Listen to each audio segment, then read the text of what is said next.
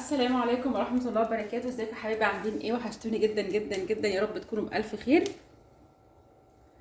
اولا كده نصلي على النبي عليه الصلاة والسلام. هعمل بقى النهارده غدا كده سريع بسيط لذيذ تمام. هنعمل مع بعض ايه؟ هنعمل بعض الكبدة الاسكندراني. طبعا دلوقتي تقريبا في حدود الساعة 10 بالليل. رحت بقى الشغل وجيت نمت شوية وكده، وقمت بقى ايه، قلت بقى كده اعمل غدا كده سهل كده سريع اكله. فقلت ايه، هعمل كبدة اسكندراني. اوه لا، مش هتحرق.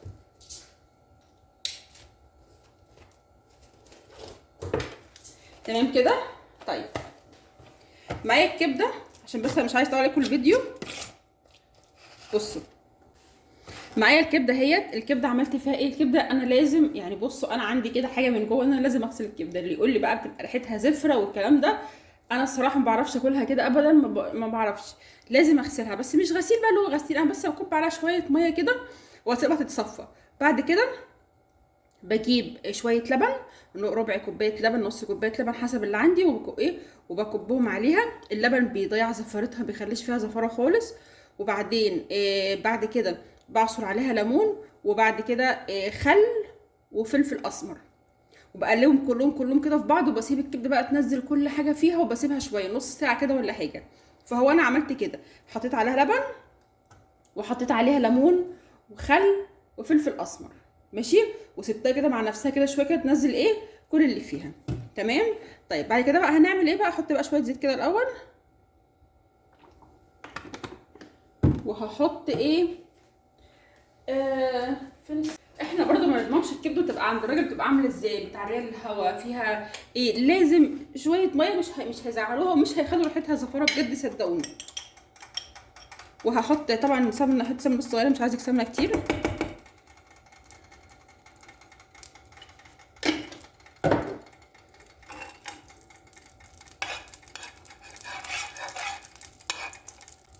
طبعا انا مش هعمل الكبده دي كلها لان هي كتير عليا. انتوا عارفين يا جماعه، لو الواحد طول ما هو قاعد لوحده ما بياكل قد كده يعني، ما بياكلش كتير خالص، فعشان حرام ما تترمش انا مش هعملها كلها. عملت سخن الزيت. تمام. انزل بقى بالكبده بتاعتي، هعمل نصها بس.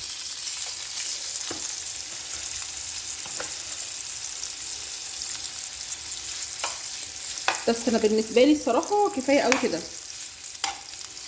معلش انتوا خدوا بس الطريقه، يعني الكميه ديت على حسب كل واحد وايه، وهيعمل كميه قد ايه، لان كل واحد مش زي التاني يعني.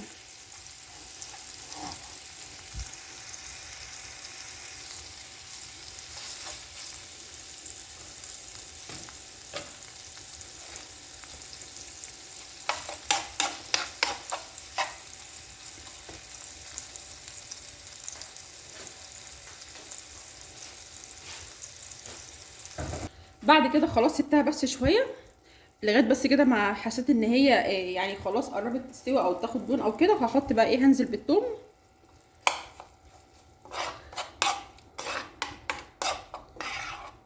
هبدا كده اقلبها.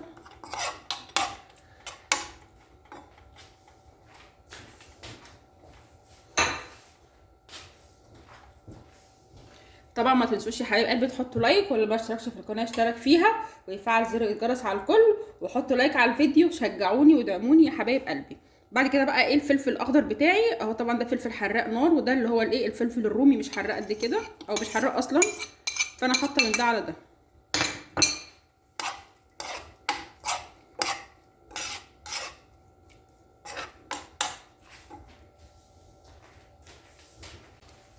هحط بقى شويه ملح، شويه فلفل اسمر تاني كده برضو، شويه كمون كده على كزبره. طبعا الكمون ده يعني بصوا ابو الكبده الاسكندراني. وبعد كده معلقه ايه، خل ابيض عادي خالص، خل ابيض. تمام. بس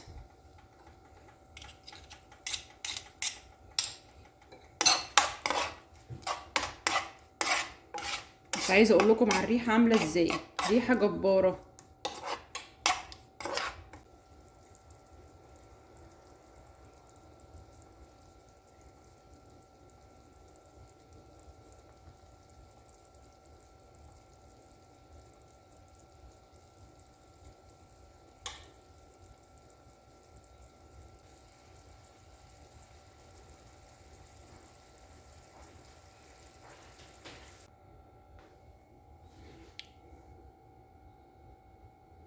بصوا الكبده خلاص بعد ما استوت، عايزه اقول لكم ريحتها تحفه، وطعمها ما فيهاش ما فيهاش ريحه الزفاره تماما، حلوه قوي وجميله جدا. طبعا باقي طلعت رغيف فينو اهوت، على قدي واحد لان انا مش هقدر ازود عن واحد ابدا. حطيته في التوستر عشان بس يبقى كريسبي شويه، عشان بحب العيش الفينو يبقى كريسبي شويه. ونعمل بقى سندوتشات كده مع بعض. يا سيدي يا سيدي يا سيدي.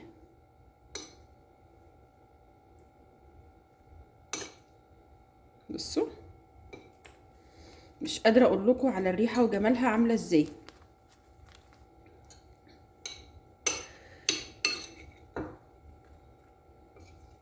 حطوا لايك يا حبايبي على الفيديو، ما تنسوش اللايك.